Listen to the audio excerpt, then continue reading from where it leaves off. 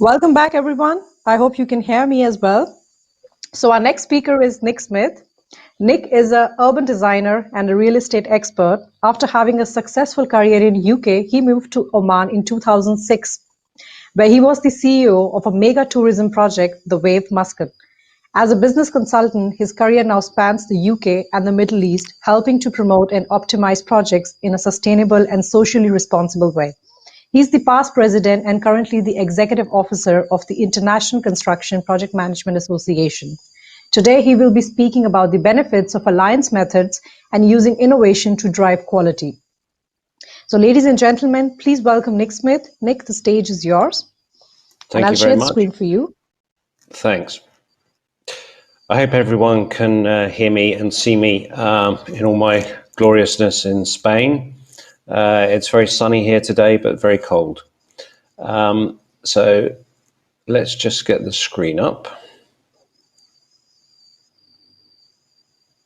Just take a minute. Yeah, it'll come. Here we are. Thank you. Just thank you very much indeed. So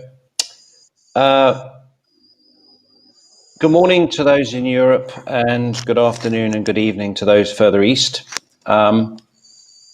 I want to talk to you really for 20 minutes or so today about alliance methods, as Hargeeta said, and the way that those methods and innovation can spearhead quality. But, you know, just over the last few weeks with the vaccine coming in and with, you know, last year behind us, I've taken the time to reflect upon last year and to look forward really this year to what might happen. And I think many of the things that we experienced last year have actually produced and accelerated the change that's happening in our industry that was happening anyway. And I think that it's really pushed it forward. And whilst there are some terrible things that, you know, people have suffered an awful lot last year personally and in their businesses, there's also been some fantastic things that have happened. The changes in work practice and the things that we are now thinking about doing are happening quicker than before. And I would like to take this opportunity to have ideas in your mind. And I was really heartened to hear the way who talked about positive goals for the future. It was one of the things that he said in his talk. And I'm 100% with him. I think there are some really positive things that we can take from this mess that the world is currently in. So, okay, if you could just go to the next slide. Thanks. So here we are. I think it's accelerated. Some of the words don't look quite right here, but it's accelerated change. We've basically shifted the way we work from the physical to the digital. So in 2020, we used technology to solve the problems that we had both in business and our personal lives. So, you know, we've all used Microsoft Teams, WhatsApp as more than ever. And we've used our food, you know, our technology, driven by technology. So for me, it's a 1, 2, 3, let's go, and we need to look forward with some real positive things that we can do this year. Okay, next slide. So, as Hargeet mentioned, I'm an urban designer, I'm a strategic project manager and business advisor. And yeah, I moved from working in the UK to working in the Middle East. And it was very interesting, some of the questions that Peter was asked just now, and some of the answers that he gave about working in different environments.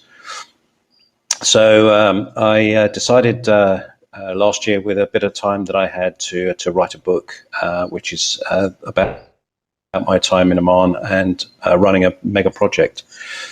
And I hope some of you might be interested to read that. Okay, next slide. So Some of the words have gone a bit strange on this, but you'll get the message. So the world is full of fabulous projects, but some are made better than others. And we know that. So next slide. And Peter had something and spoke about this kind of thing. I've made it very simple here, what I planned and what actually happened. And this is why we're in this business. This is why we're in project management, because project management is vital and we become increasingly so. I seriously believe that what has happened over the last year means that project managers have a real opportunity to show their value for clients, and as the catalyst in the consultant team to deliver projects worldwide. Okay, next slide. So let's think about, I've got 5 points, 5 things about why project management is essential. And this is very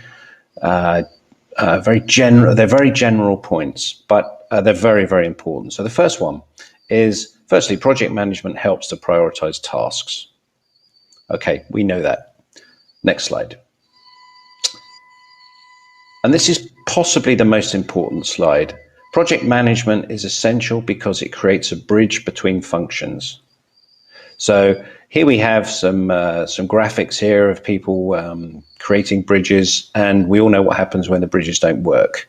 The communication is lost, and the thread of the project just goes away and fails. Okay, next slide. So the third thing is it optimizes processes. And we know that good project management will optimize, and it evaluates, it analyzes, and then it optimizes processes. Okay, next slide.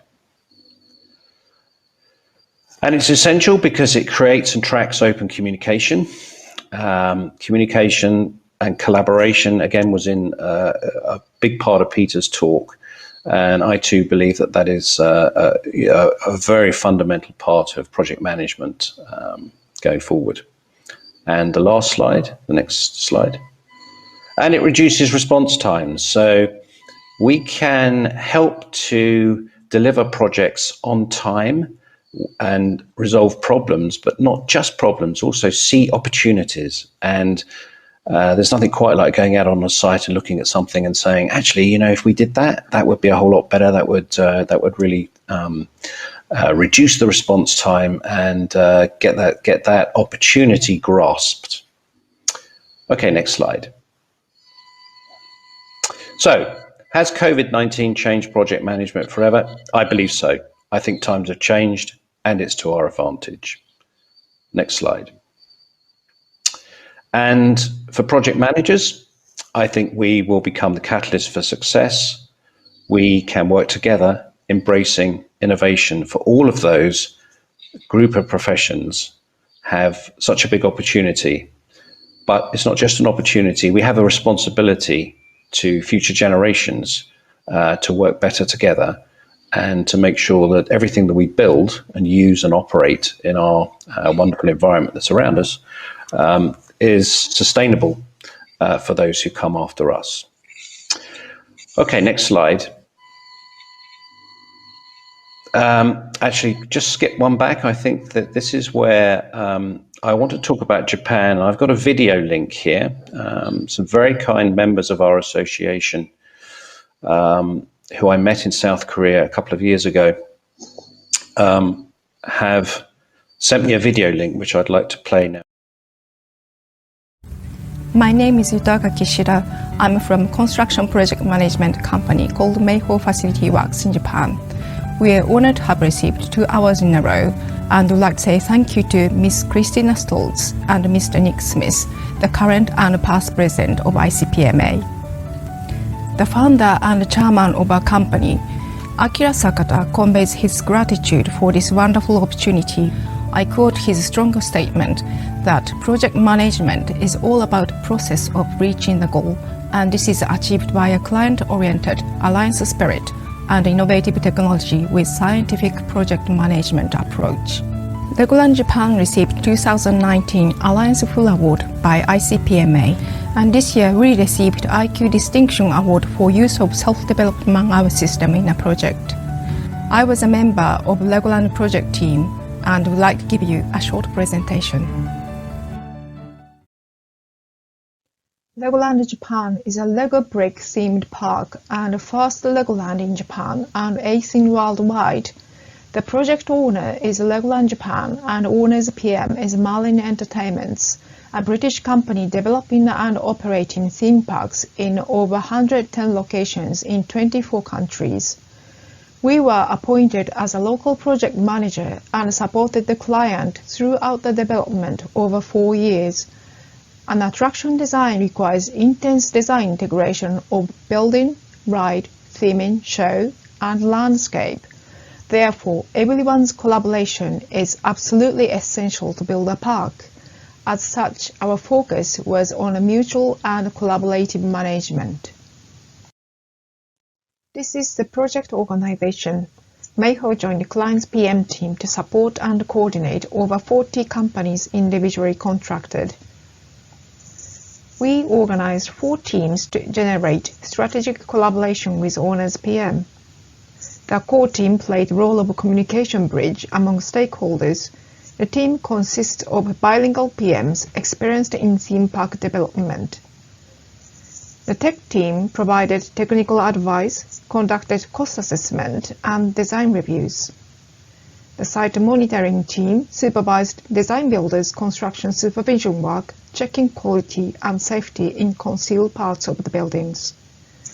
The administration team supported procurements, contracts, insurance, and document preparation. How did we mobilize the team effectively? Open management process is a key to effectively manage this unique project. Project status report to clarify management directions and actions, defining priorities by tasks, such as project progress, issues, risks, and countermeasures. This enabled owner's PM to make timely decisions, and we could take immediate actions. Meiho Man-hour system constantly monitor the gap between simulated and actual workload to illustrate project soundness. An expanding gap prompts us to determine whether countermeasures for the events are needed. We utilize this man-hour data for fixed-rate time charge billing. This enables us to provide proactive and flexible management. Business Process Collaboration System is a cloud-based platform which allows project members to access project data anywhere, anytime. This is Legoland Japan site. 5 vehicle pools and parking lot previously occupied the site and needed relocation after construction of new motor pools. However, the lengthy cost discussions between the leaseholders and the client were anticipated. Keeping schedule to meet the grand opening date was a top priority in this project. To resolve this potential delay, owner's PM and we appointed a design consultant as an innovation architect before DB selection. The innovation architect prepared schematic design and we submitted the rough cost to build a consensus between the parties. After this process, the design builder immediately started detailed design, saving 5 months of schedule. Theme park projects usually adopt a design-bid-build scheme with detailed design because an attraction needs a considerable amount of design integration of ride and show. Japan project, however, required bidding with a schematic design to gain the earliest firm price. We faced a serious project delay due to costing because of a lack of theme park experience, designing of underdeveloped design, and contract discussion because of the client being overseas corporation. We immediately made early engagement deal with a design builder to accelerate the design process and obtain the detailed cost. Design localization, costing, and VE process were divided into 4 stages and propelled in parallel for 1 year. As a result of the deal, we saved 7 months by avoiding DB reselection and communicated design intent to design builder. Moreover, we achieved 24% cost reduction by VE and settled the construction contract within the target price. During the site preparation, we prevented potential schedule delay by building consensus between the parties. In the design stage, we implemented Design V Fast Track by communicating the design intent to the design builder and achieved significant cost reduction. As such, Mayfor fulfilled the role of communication bridge to unite everyone's strengths to overcome all the challenges. Senior project manager conveyed a compliment that this project cannot be accomplished without Mayfor's support. We think the fusion of everyone's knowledge and experiences through bridging was truly the process of trust building among all players. The success of this project was a result of an evolving spirit of collaboration, which, just like Lego bricks, allow infinite creativity. Thank you again for the awards, and thank you for your attention. So, Yuki and Tomo, I met them in Seoul a couple of years ago, and I was really taken with all the work that they had done for Lego.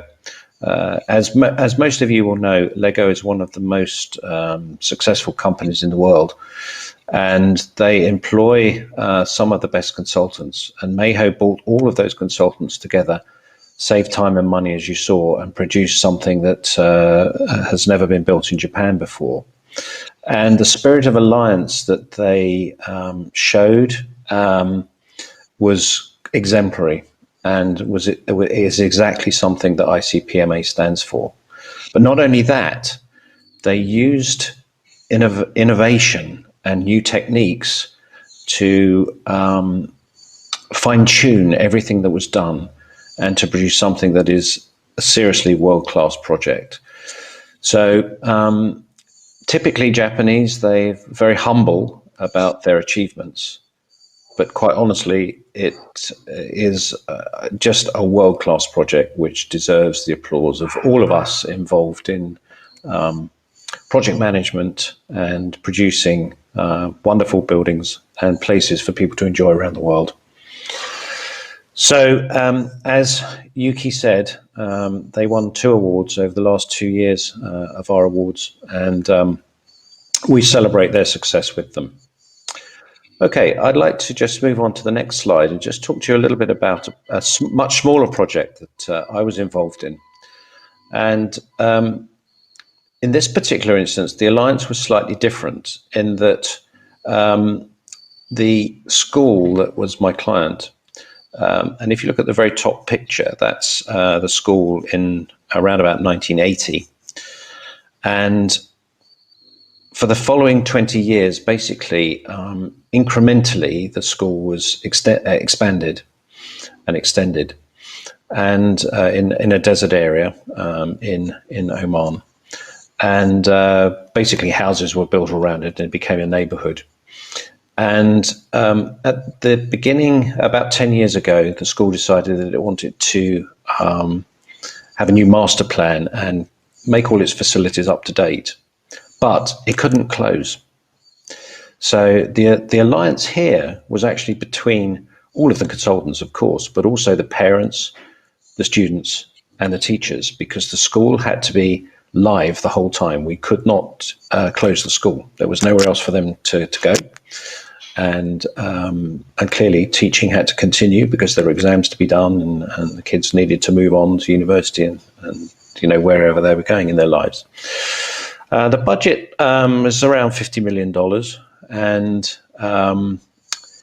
so basically what happened was we did a collaboration and consultancy with all of the various stakeholders, including actually the ambassador, including the Ministry of Education in Oman, all the parents, the students. And we came up with a master plan that everyone signed up to, and we got going. So in the next slide. The keys to this were the public consultation, parental support, 100% constant teamwork, attention to detail, strict adherence to the program, so that the noisy work, for example, was not done during exam time when the kids were trying to take their exams.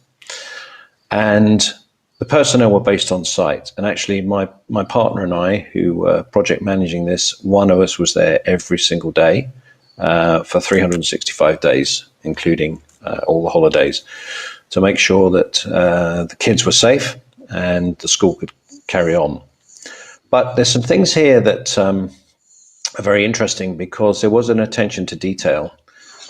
So in the top picture, you see that drain there for the shower. And I think that the architects amongst us would not accept that positioning of the drain.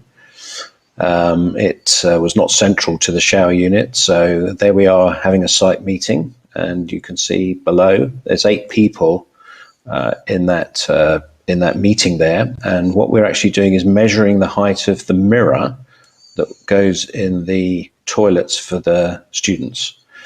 And these were younger students. So some of the guys on site had decided that actually what they wanted to do was put the mirror quite high, which was obviously going to be too high for the kids. So we had to go in there and say, okay, this is actually what we need to do. We need to put it at this height. So the grey-haired man there is my partner, and we're measuring carefully the height the mirror goes, and that was all done. So there was a huge amount of detail, and this is the sort of thing that that we as project managers have to do to make sure that our clients are happy. And the result of this is on the next slide. So the building basically has now won several awards. It did win one of our awards for collaboration back in 2016. And it's an exemplar school. It's internationally recognized. It won the International School of the Year a couple of years ago from COBIS, who are the Council of British International Schools. And there's all the students there on the playing field, celebrating their new buildings. They got 3 swimming pools and a beautiful AstroTurf pitch that we provided for them. So it was a very fun job to do. Okay, next slide. So what we found about Alliance, and this is really the crucial takeaway slide, we're accelerating change the better way. It's been coming, but it's now coming quicker. There are 8 crucial aspects to Alliance. So you need people who believe that working together makes them more effective.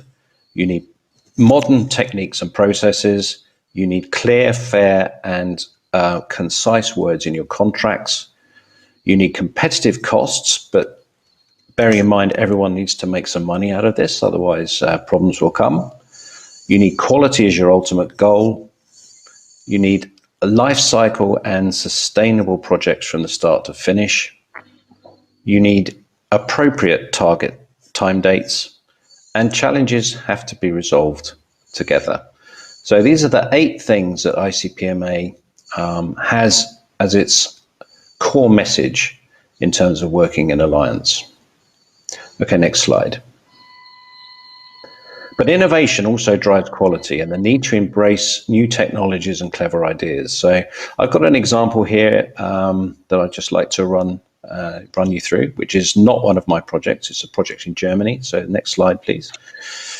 It won an award with us a couple of years ago now, and it's the Carnaby Living House in Berlin, Germany's first digital student residence. So this is actually quite a small project. It's not massive. It's 172, I think, residents live there, students live there. And basically it's based on a digital platform, which is mentioned here, the REOS system. And basically everything is run by an app on the telephone. So if you're a student and you want to live here, you can actually go download the app, and if there's a space available, you can basically have a look around your room. You can do everything online. And if you look at the next slide, this has basically, you have a virtual tour, you have online documentation, all the documents are done for you online. You have an entry key on the app. You just flash your phone at the thing and you can get into your accommodation. The app shows you all your utilities, so how much electricity you're using, how much water you're using. The app also operates the washing machines and dryers, which is really quite something, I think. Hopefully you get the right clothes, the same ones that you put in the box, in the thing, so that they're done. And there's a digital messaging board, and there's cost savings. So the cost savings there, they reckon it's at least 14% less to run this kind of building, which is obviously, if you're a student, quite a benefit. And next slide. And here we have, this is one of the students. I think her name's Joanna, and there she is with all the various things that she can do on her app while she's getting on with her studies to become the next president of ICPMA in 7 years' time, hopefully. Okay, so this scheme won the Innovation and Quality IQ Full Award in 2019 from ICPMA, and it really is a very special project. Okay, next slide.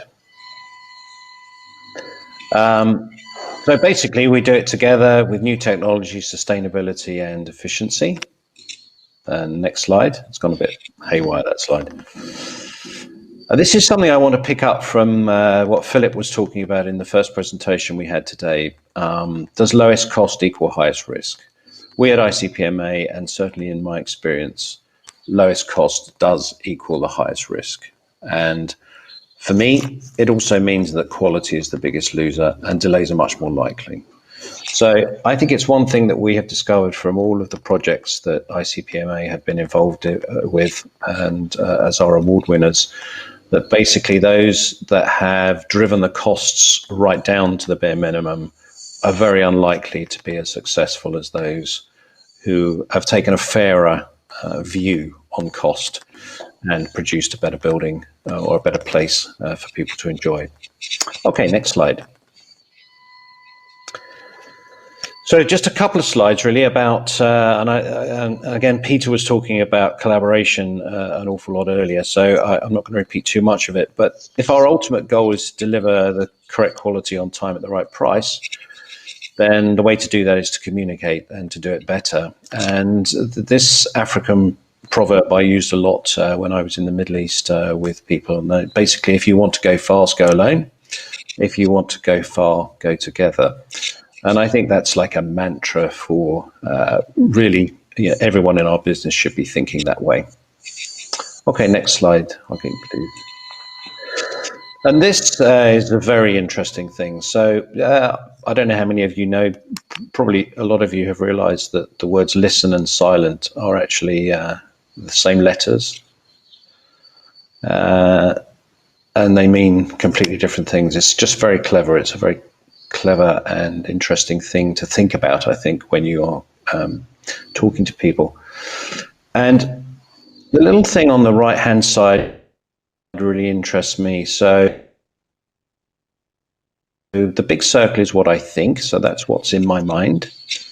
The slightly smaller circle is what I can put into words. So, it doesn't always come out exactly how you're thinking, the words that you say. And then the next circle is what I say to other people. And the little circle is what people actually understand. So they can hear, they can listen, but do they understand?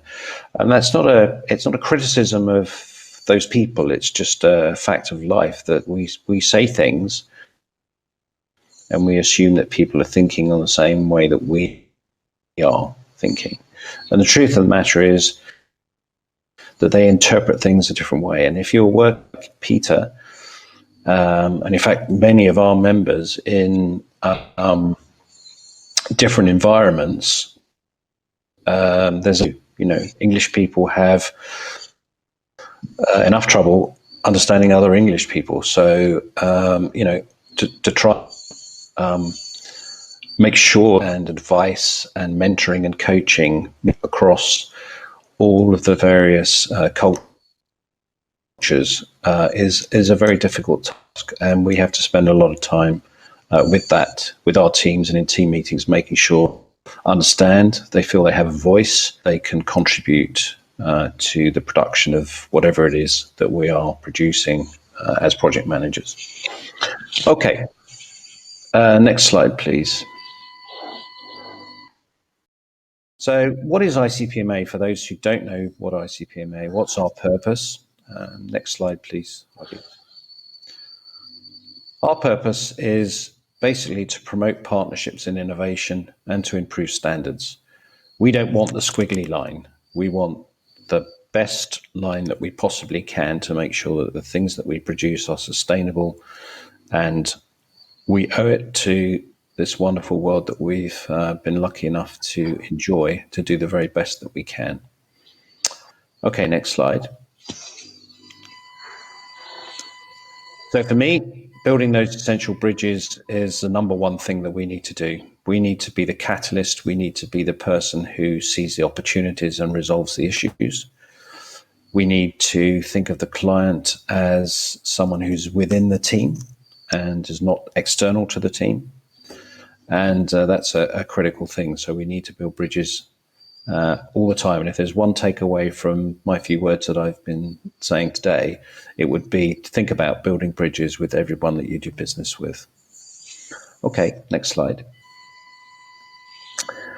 We know the importance of our clients, and we know how important it is to work together, and we recognize excellence. And our association is hinged on those things. We spread best practice across the world, and we ask all of our members and all the people in our industry to do that all the time without fail. Okay, next slide. And 4 best practice takeaways from COVID-19. So I quite like this, actually. I think there have been, and I mentioned right at the very beginning, there have been some improvements. And I've just identified 4. There are many, actually. But site safety has improved. There's absolutely no doubt about that. That's a big takeaway from last year. Technology is being embraced. Look at what we're doing today. We would never have done that a year ago. We would never have had this summit a year ago. I believe there is greater flexibility now with project planning. I think that developers, clients, and everyone in the professional team realizes that we need to have more flexibility. And Philip's talk about risk and the answer to one of the questions that he was asked kind of demonstrates that for me, that we have to be more flexible. Things will come and get us during the course of this year, I'm sure, as well. So we need to be ready for it. And the 4th one, innovation reigns.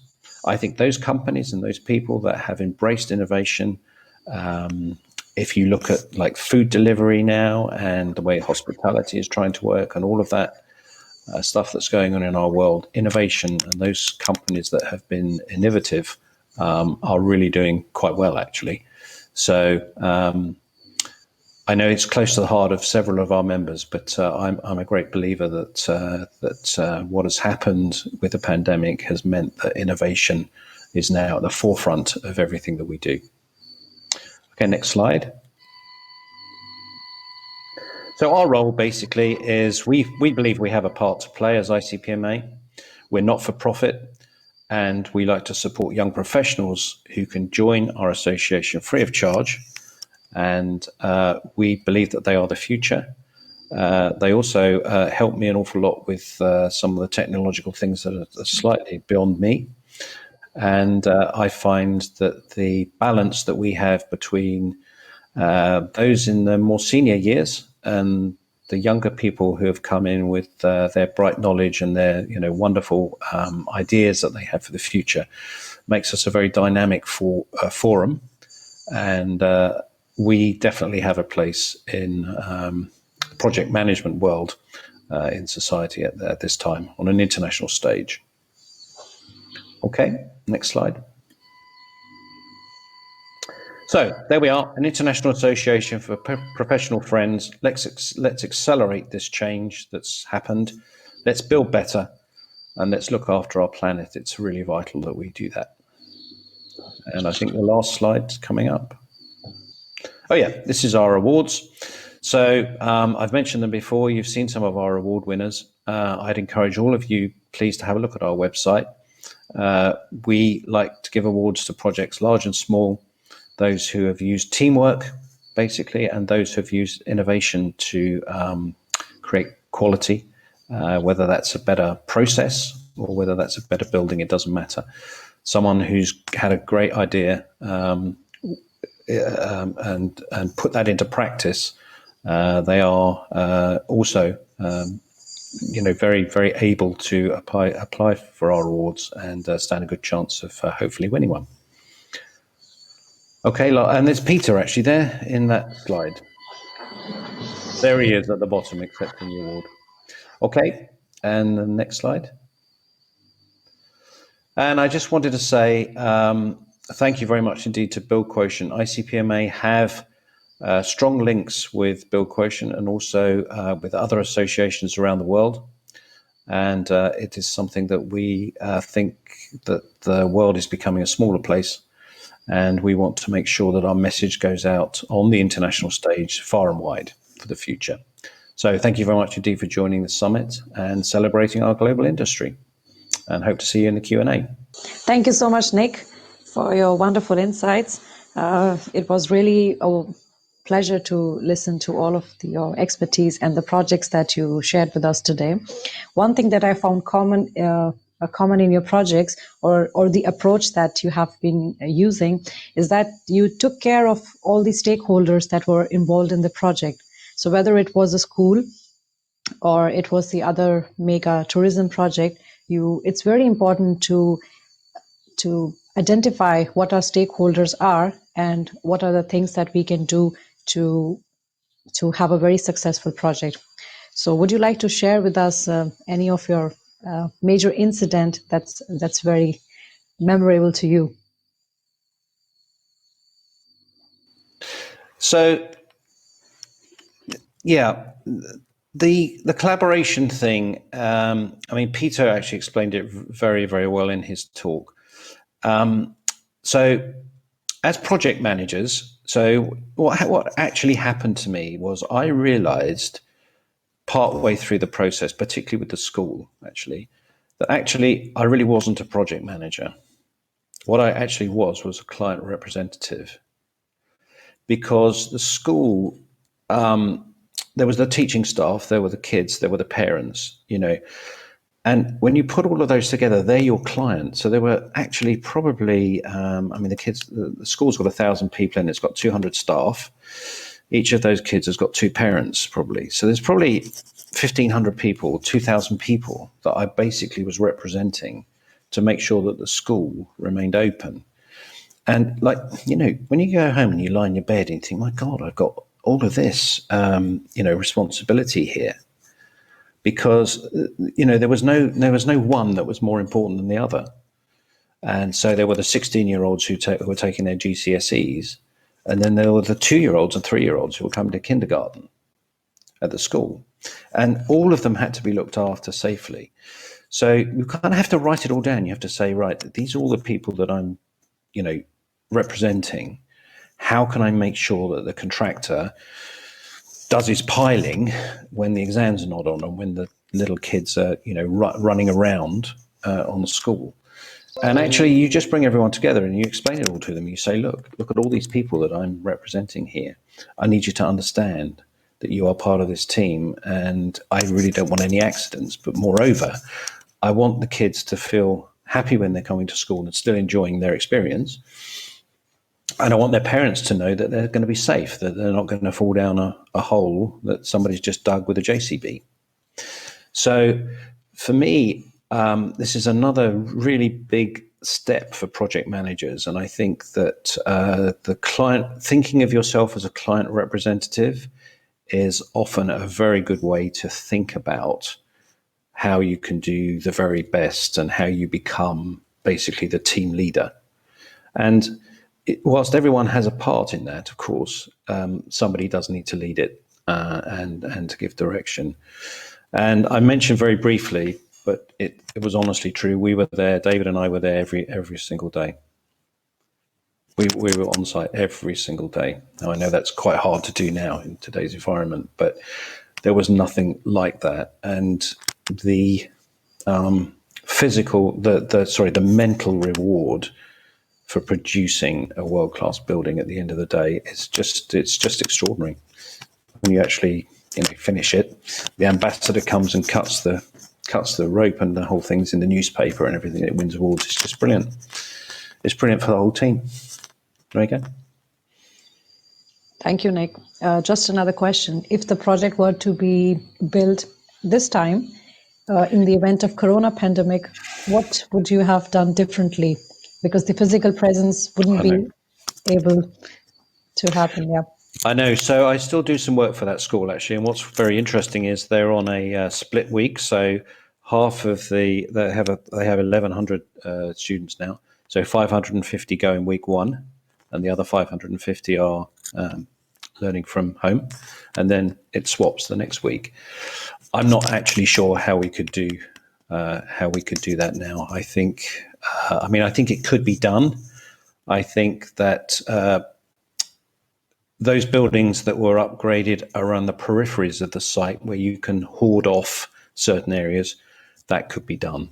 But we also renovated a couple of buildings right in the middle of the site, and I don't actually think that would be possible right now when the school is actually operational.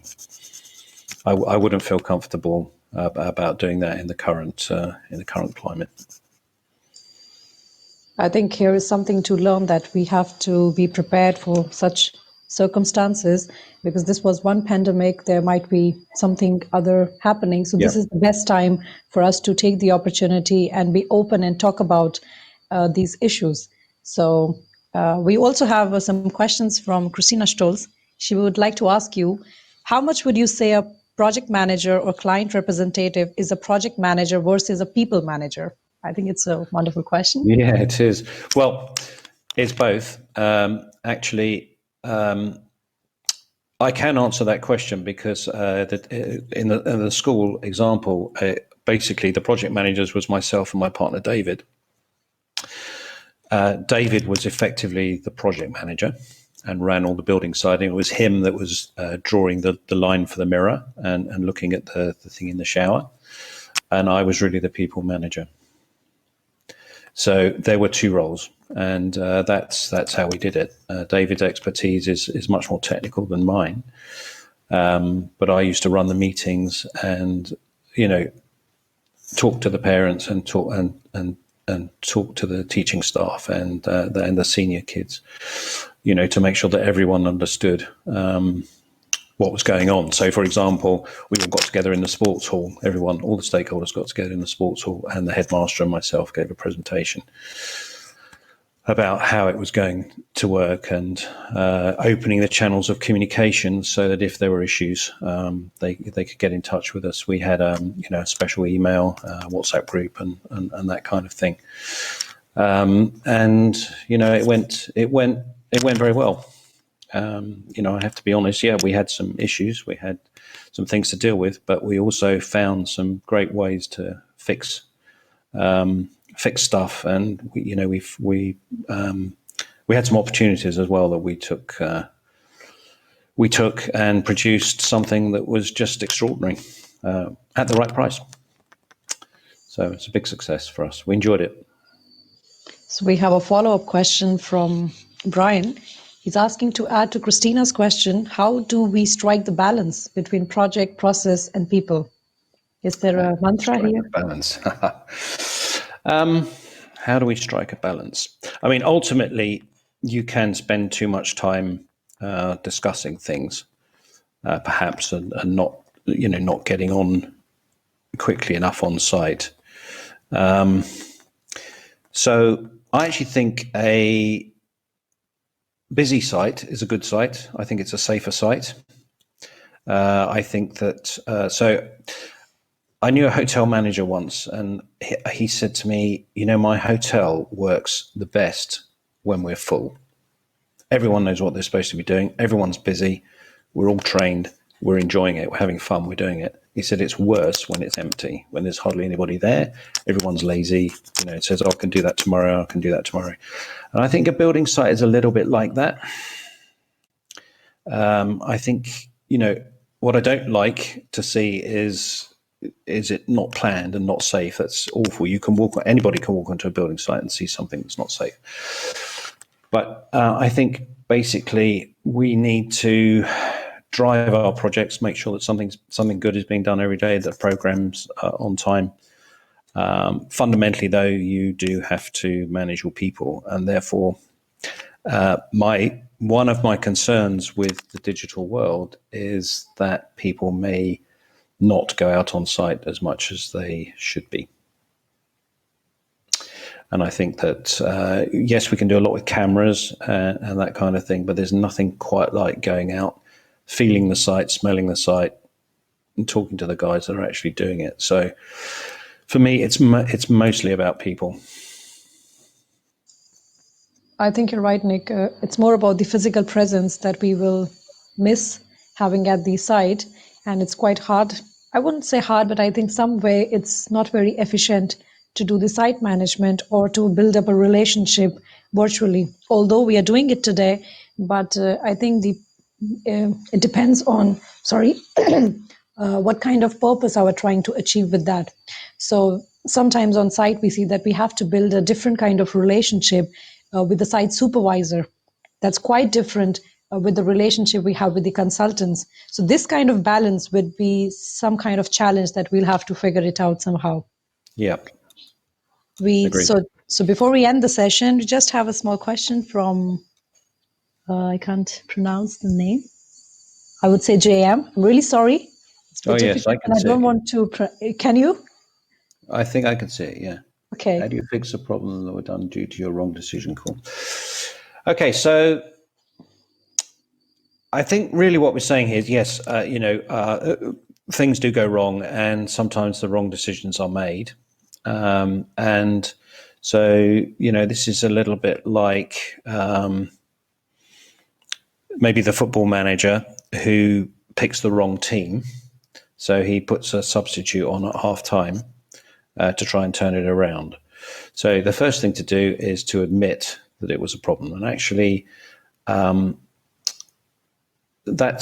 remember, when I was starting off in my career, it was a lot harder to admit that you'd made a mistake, and you try and maybe cover it up, or, try and fix it without anyone finding out. What I discovered as I sort of moved up the ladder, and certainly when I went to the Middle East as a CEO, was that it's a big strength, actually, for people to say, actually, I got that wrong. And you find that it will motivate your team around you if you are prepared to admit that you're wrong. So, and I made some great decisions in the big project, but I made some things that I wish I hadn't done. And so the way to deal with that is to share it with your team and say, look, I made the wrong call. Who's got an idea? Who can help me out of this? And you find then people become actually very loyal to you, and they, clearly you don't want to make lots and lots of mistakes, because then you're going to lose your job. But truth of the matter is that it's a big strength that people have when they see someone who's suffering or has made an error. I could take you, if we had some time, I'm very happy to talk about this. And in my other life, I do personnel coaching, and this is one thing that I always talk to people about, is admit your failures. And if you can admit your failures and learn from them, and people see you doing that, you become a much stronger person and a much better leader. And for me, that's what it's about. Leadership is not dictatorship. It's actually, creating a balance between being very clever and incisive and decisive, but also, admitting that you don't know the answer. What's the answer? I don't know. Let's talk about it. So I had some coaching in my life, and I remember one thing I've told a couple of the people at ICPMA that as a CEO, don't sit at the head of the table, because everybody looks at you and expects you to know everything. And I was told that pretty early on, and decided that actually the best place to sit is in the middle.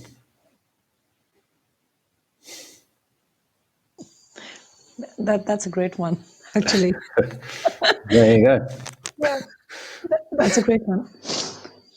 So that is the reason we need an alliance between the senior and the young professionals, to have such kind of talks and learn from each other.